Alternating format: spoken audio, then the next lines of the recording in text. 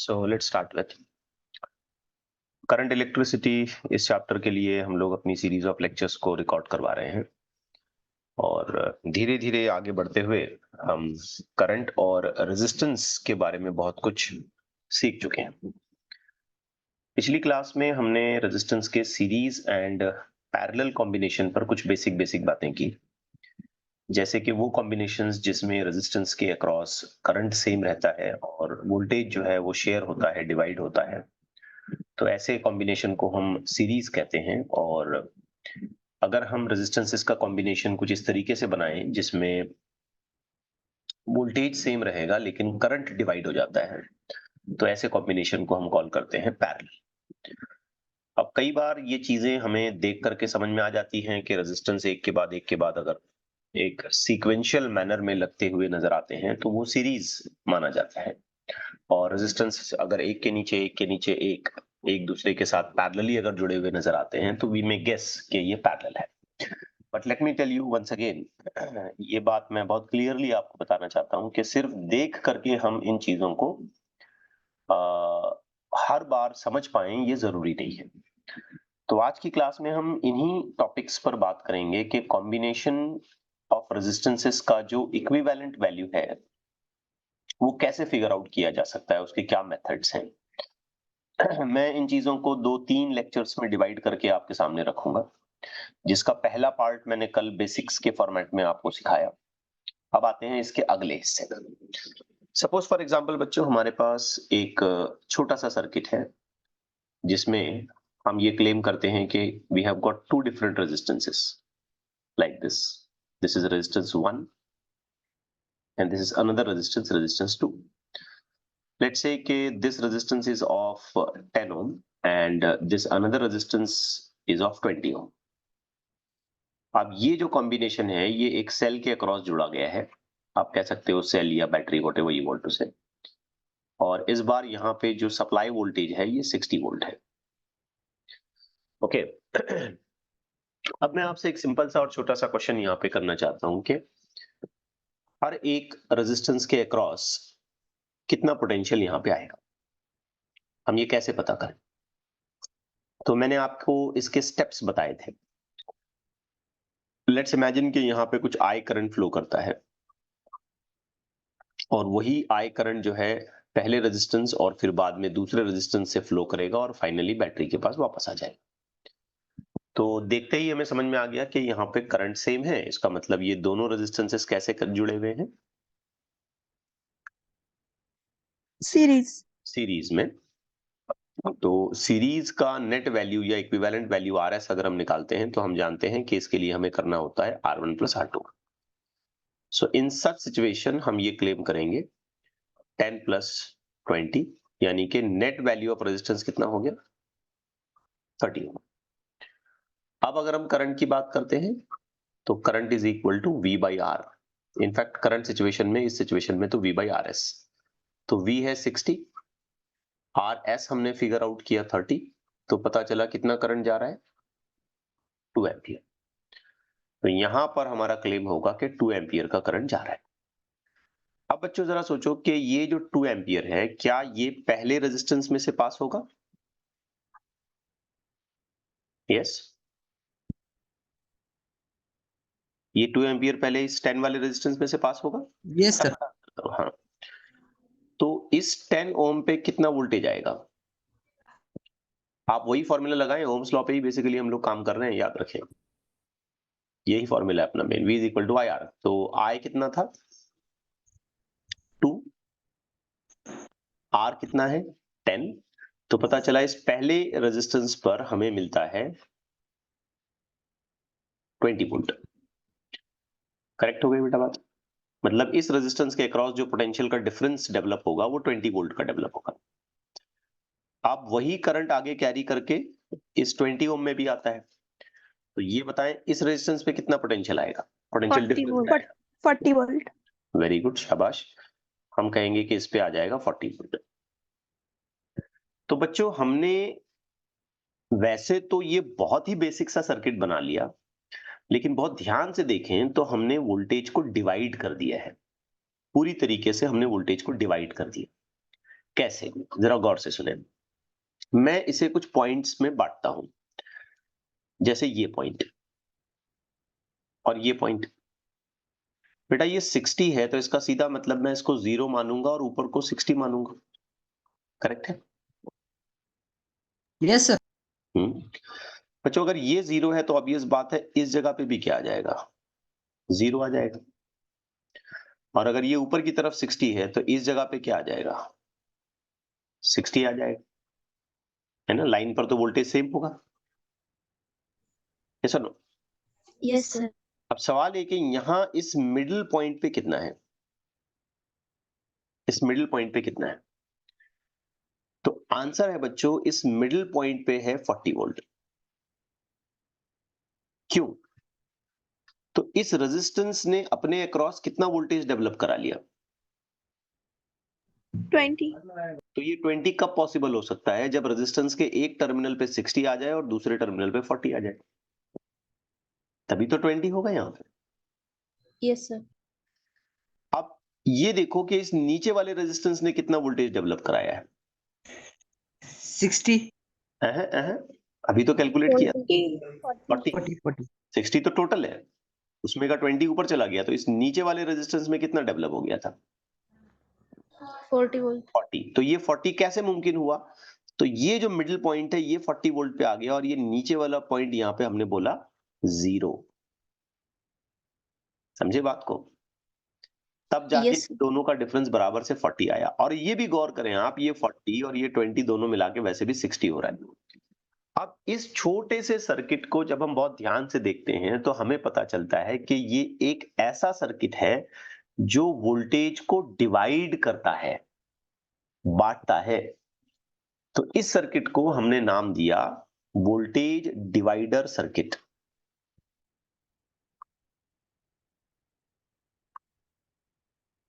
Voltage divider circuit, getting it? अब इसमें हो ये रहा है कि हम वैल्यूज को तो ठीक से पहचान पा रहे हैं, ठीक है, कोई इशू नहीं है, और हम काम भी कर पा रहे हैं, लेकिन थोड़ा सा लेंदी प्रोसीजर जा रहा है, स्टेप बाय स्टेप करना पड़ रहा है। पहले तो हमको रेजिस्टेंस का टोटल वैल्यू निकालना, फिर करंट का टोटल वैल्यू निकालना, फिर बाद में वोल्टेज की टोटल वैल्यू निकालना, और सो ऑन। तो क्यों ना हम इसके लिए कोई इजी अप्रोच, कोई आसान सा फॉर्मूला ढूंढ लें।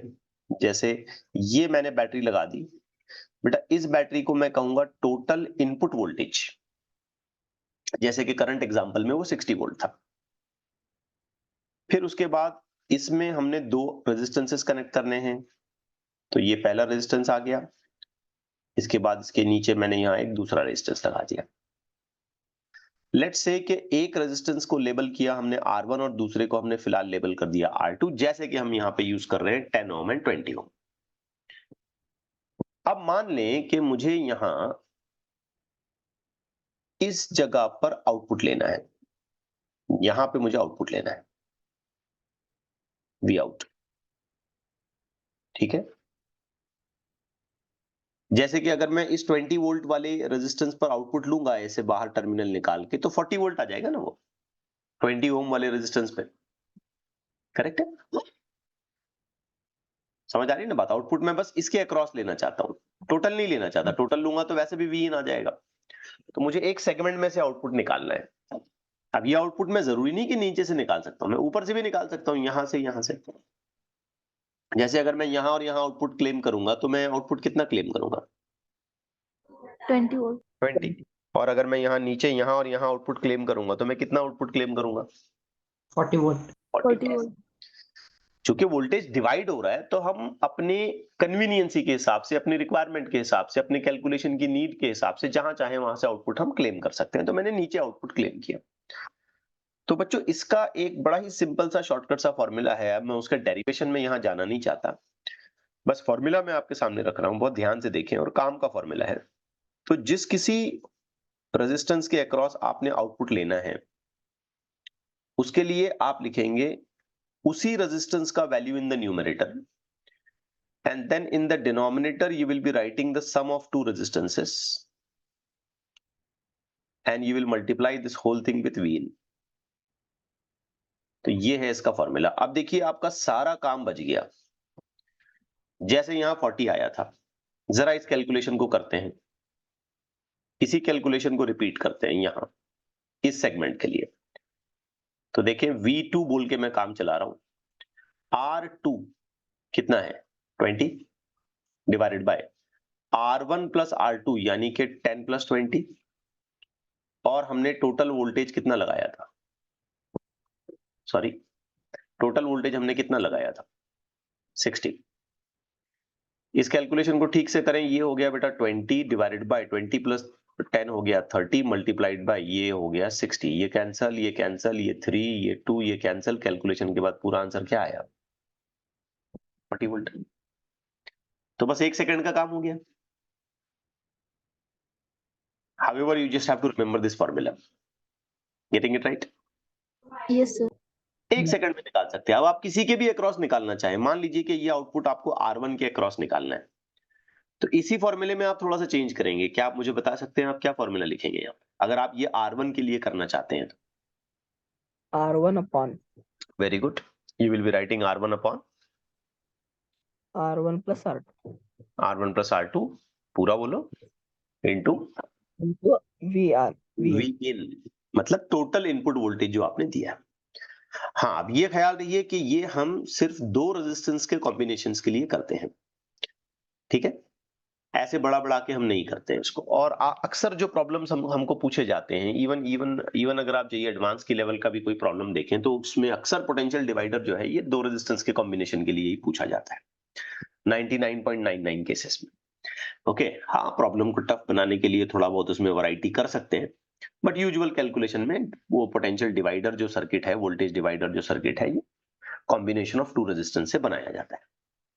अब आइए इसमें थोड़ा सा और आगे चलते हैं, थोड़ा सा और कैलकुलेशन को अच्छे से समझते हैं। Well, before moving on to some other concept, मैं इसमें एक सिंपल एग्जांपल आपके सामने रखना चाहता हूं, बड़ा ही आसान सा एग्जांपल। लेट्स से कि हमारे पास एक सप्लाई है, देखिए कितना आसानी से आप इसको कैलकुलेट कर सकते हैं, जिसमें यहां पे एक रेजिस्टेंस लगा हुआ है with a value of 7 ohm, and then there are 3 different resistances connected all together. ये पहला, ये दूसरा, और फिर ये तीसरा। हालांकि ये क्वेश्चन टफ कैटेगरी में माना जाता है। अब ये जो रेजिस्टेंसेस हैं ये हैं 12 ओम, 6 ओम and again 12 ohm, and we are making a total voltage of 60 volt as an input. This is plus, this is minus.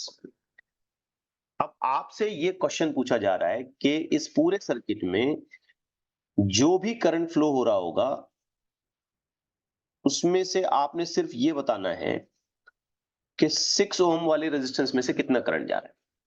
Question समझ में आया? Find Ix,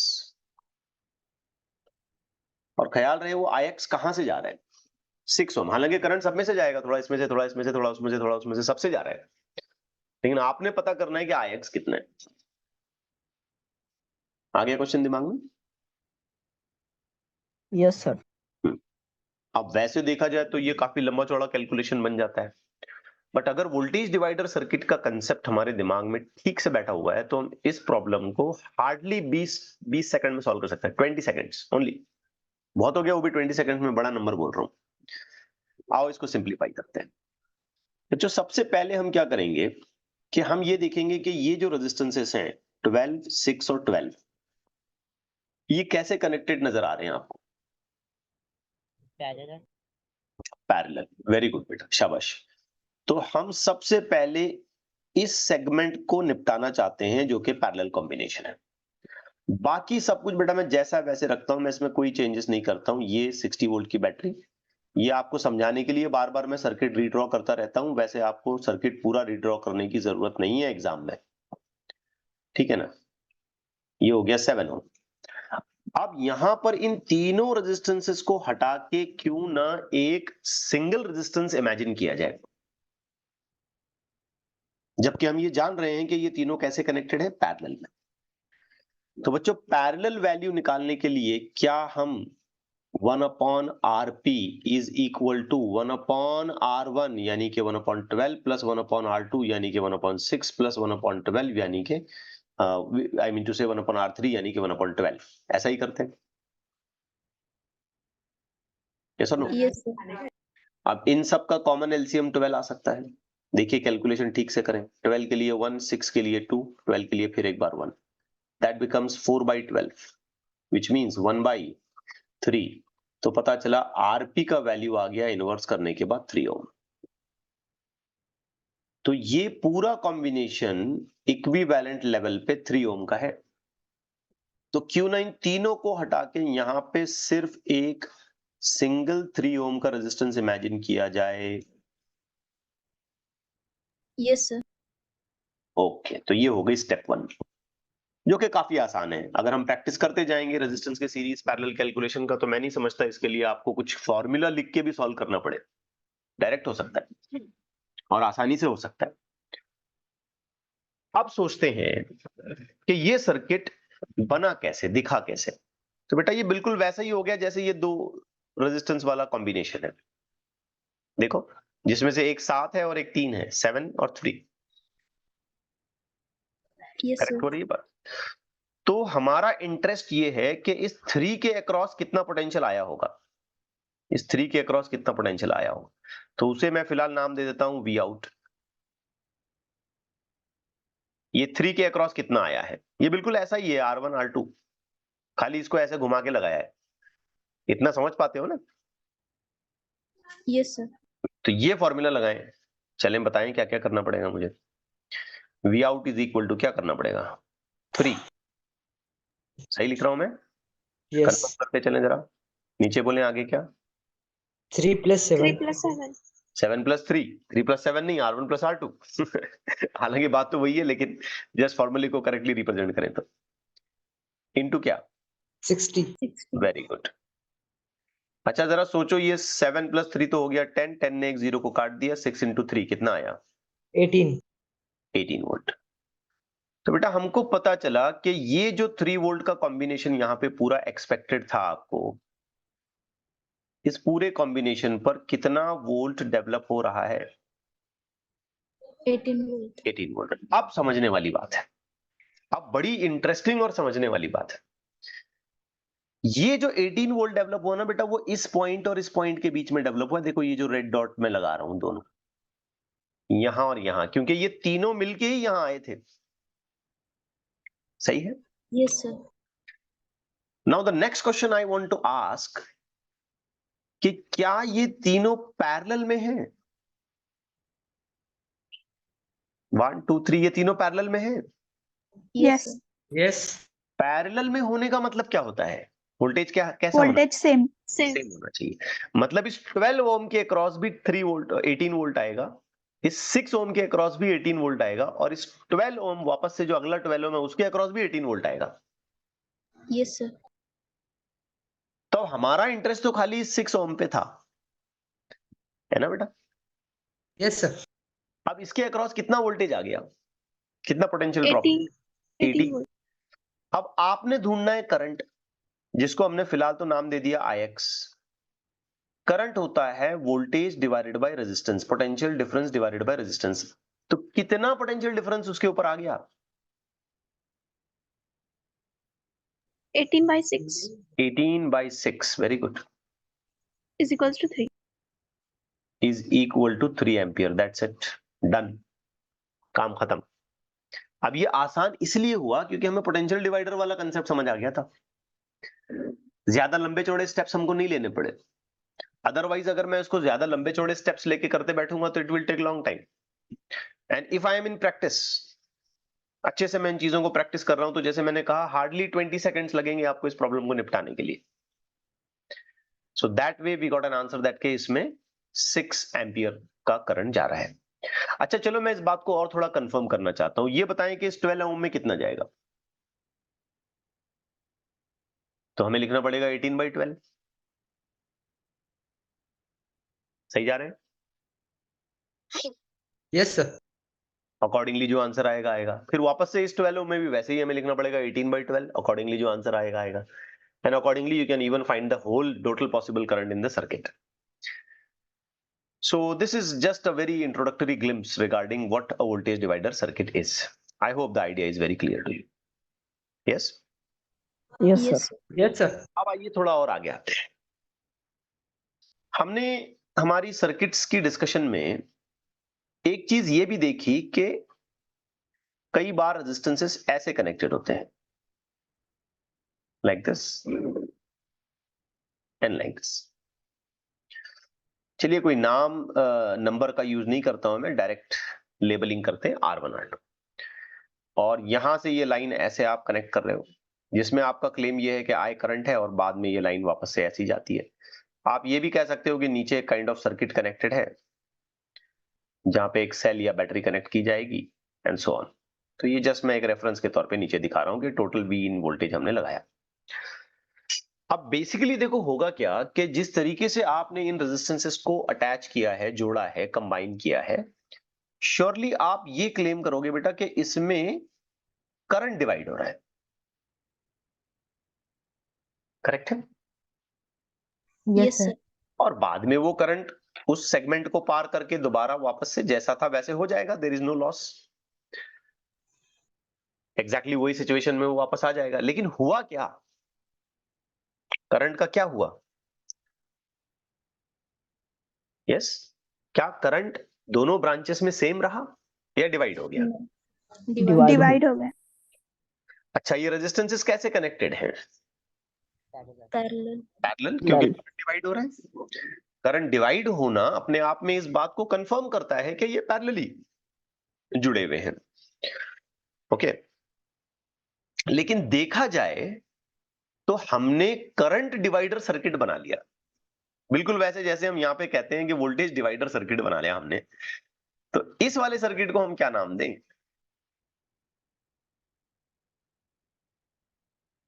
yes, Current divider circuit. हम इसे कॉल करेंगे करंट डिवाइडर सर्किट। तो जब resistances parallelly जोड़े जाते हैं तो वो करंट डिवाइडर सर्किट की तरह यूज किया जाता है। अब इसमें भी एक अक्सर मेजर इश्यूज होते हैं, इसमें भी हमें काइंड ऑफ क्वेश्चन हमसे पूछा जाता है कि भाई बताओ ये वाले रेजिस्टेंस में कितना करंट है और वो वाले रेजिस्टेंस में कितना करंट है एंड सो ऑन। तो अगर मैं इसके लिए एक शॉर्टकट फॉर्मूला आपको सजेस्ट करूं कि मुझे भाई I1 निकालना है, I just want to find out I1, मैं कैसे निकालूंगा I1? तो आंसर बेटा इसका कुछ ऐसा है कि डिनोमिनेटर आप वैसे ही यूज करोगे जैसे आपने पहले सीरीज के लिए यूज किया था। आई मीन टू से वोल्टेज डिवाइडर के लिए आपने यूज किया था। मैं ये रेफरेंस इसलिए ले रहा हूं ताकि आपको याद रखने में आसानी हो। ठीक हो रही है बात? Yes, sir. और यहाँ वोल्टेज डिवाइड हो रहा था इसलिए आपने टोटल V इन लिखा, तो यहाँ करंट डिवाइड हो रहा है इसलिए आप टोटल करंट I लिखेंगे, जितना भी करंट आपने यूज किया। लेकिन एक छोटा सा चेंज है, जब वोल्टेज डिवाइड हो रहा था तो जिस सेगमेंट पे हमें वोल्टेज निकालना था न्यूमरेटर में उसी रेजिस्टेंस का वैल्यू लिखा जा रहा है। यहां हम उल्टा करेंगे, यहां हम क्या करेंगे कि जिस सेगमेंट का करंट हमको चाहिए उसके सामने वाले सेगमेंट का रेजिस्टेंस हम यहां मेंशन करेंगे, यानी कि हम यहां क्या लिखेंगे? R2। Getting it right? Yes, sir. और इसी वे में अगर आप इसका दूसरा फॉर्मूला लिखना चाहें, सेकंड पार्ट आप इसका लिखना चाहें, अब आप बताएं मुझे क्या लिखूं मैं अगर मैं I2 लिखना चाहता हूं, जरा जल्दी जल्दी बोलें। R1 upon R1 plus R2 into I. R1 plus R2 into I। अब देखो उसको याद रखना ज्यादा मुश्किल नहीं है, क्योंकि डिनोमिनेटर तो दोनों के वैसे ही हैं, R1 प्लस R2, जैसे यहां लिखा था उसमें फर्क नहीं आया।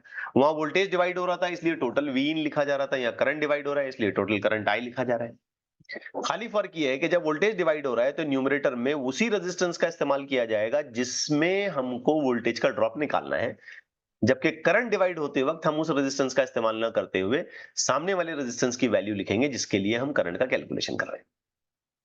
आ गई बात समझ में? Yes, sir. अब इन सब बातों को ध्यान में रखते हुए मैं एक छोटा सा क्वेश्चन आपको देता हूं यार। ऐसे क्वेश्चन हम कल सॉल्व करते ही आए हैं, कल हमने कुछ इस तरीके के क्वेश्चन किए थे, बट फिर एक बार मैं आपके सामने एक इस तरीके का क्वेश्चन करता हूं जिसे आपने इस शॉर्टकट फॉर्मूले के अप्रोच से सॉर्ट आउट करना है।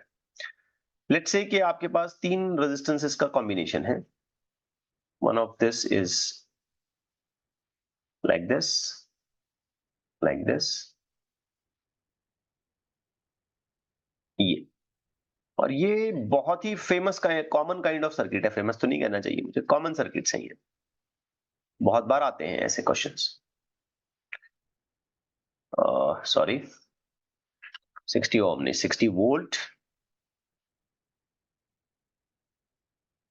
ये मैंने दे दिया आपको 60, ये फिर मैं देता हूं 30। ठीक हो रही है बात?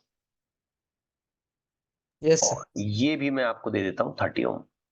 चलिए नंबर सब जो भी होंगे, अब आपको बताना है कि 60 ओम वाले में से कितना करंट जा रहा है, आपने ये पता करना है। तो इसके लिए आपको वोल्टेज निकालना पड़ेगा पहले। आप चाहें तो इसे करंट से करें, चाहें तो आप इसे वोल्टेज से करें, आपकी मर्जी है। यहां स्टेप बाय स्टेप कर लेते हैं, आइए। पहले इन दोनों को आप कैसे देखते हैं, how they are appearing? Parallel. Parallel. तो 1/60 1/30, जरा ओरली दिमाग में करने की कोशिश करें।